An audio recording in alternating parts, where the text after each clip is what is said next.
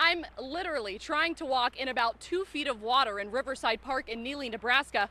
This park is completely damaged and almost submerged. The only problem is this isn't the worst of it. Just hours ago, one of the busiest roads in Sioux City was turned into a dramatic rescue scene for police. It's a historic day in Iowa as some same-sex couples are already tying the knot. The survey shows that texting results in the longest amount of time of your eyes off the road. Over a 6-second interval, that can equal up to 4.6 seconds of your eyes off the road. If you're traveling at 55 miles an hour, that can equal the length of a football field.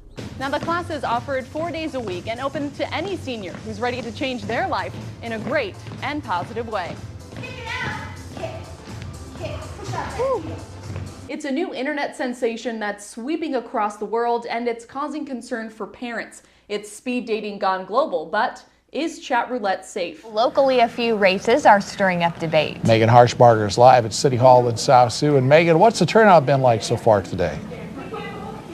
Well, to be honest, Larry, it's more than folks in Nebraska were expecting. Polls opened this morning at 8 a.m. and they'll stay open until about 8 p.m. tonight. In South Sioux City, poll workers have been manning the ballot boxes all day. All right, Mandy, thanks for being here. And you heard her. There are less than 75 tickets left, so you do still have a chance to get down here. The concert starts tonight at 7:30, but you'll want to tune in tonight at 6 to hear from the musical director of tonight about what the concert is going to be like. And Megan, I don't know if you can hear me, but I heard you singing some of those songs in the studio earlier.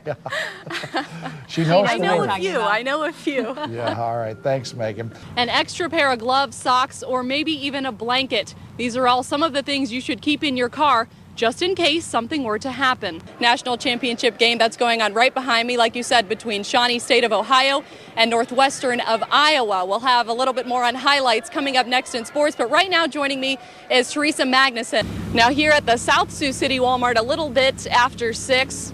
It was pretty crazy around here, almost like a zoo. The parking lot was full to capacity, but now that it's a little after 6:30, things have calmed down a bit. I just hope I can get inside and get my hands on that new Lady Gaga CD. He's funny and wild, but most importantly, he's safe and finally made it to his new home in Brandon, South Dakota.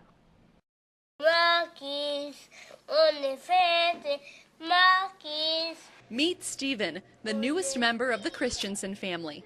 It just almost feels like he's always been here. It's of course there's a lot of adjustments that we're going through, but we've talked about him being in our life for over 2 years, so he just fits right in. Like a glove. Oh, there you go. Here it comes. About 3 years ago, the family of 5 talked about adopting a child from Haiti. That talk has become a reality. Sometimes it's just amazing to see him walk through our living room, and it's hard to believe he's actually here.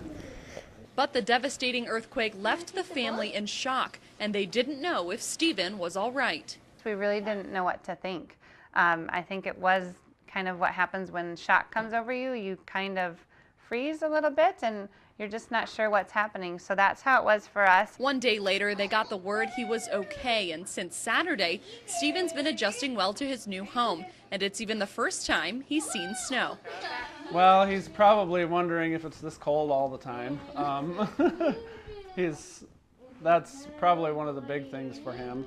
He's getting used to the environment and everything going on, but he's doing extremely well considering all that he has been through. Although the wait has been long for the family to finally embrace, they say it was worth the wait.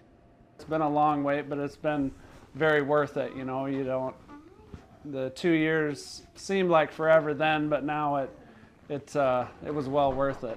The Christensen family says Stephen is adjusting extremely well, but he is afraid of their wiener dog, Oscar.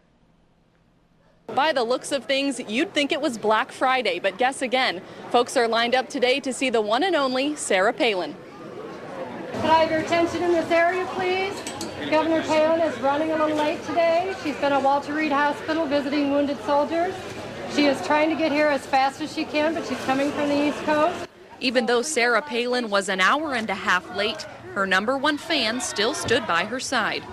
It's about a 4.5-hour drive, well worth it. And here I am now, in the top 15 to get to see her and get a couple autographed books, and pretty excited about it. Hundreds of people were excited about it.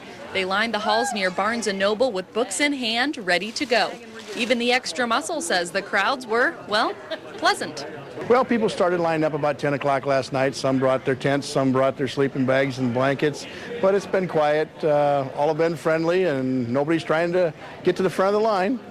Once the former governor arrived, cheers were heard from inside the store. Hello, ma'am. What's your name? So nice to meet you. I appreciate you being here. Thank you for being here. With plenty of smiling faces coming out. But it was worth every second of that. That's what I said to her. I said, Sarah, I waited 16 hours, 10 of it in the cold, and every second was well worth it. Palin's Sioux City visit was even well worth it to draw an attention from national news, with many speculating about a possible presidential bid for 2012.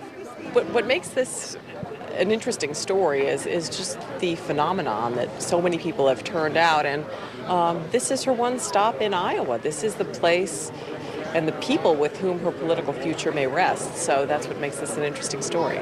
Charles, it's wonderful to meet you. Thank you for being here. Hi. This wasn't Palin's only stop for the day. She was headed to Sioux Falls for another book signing where crowds are expected to be just as big. I'm literally trying to walk in about 2 feet of water in Riverside Park in Neely, Nebraska. This park is completely damaged and almost submerged. The only problem is this isn't the worst of it.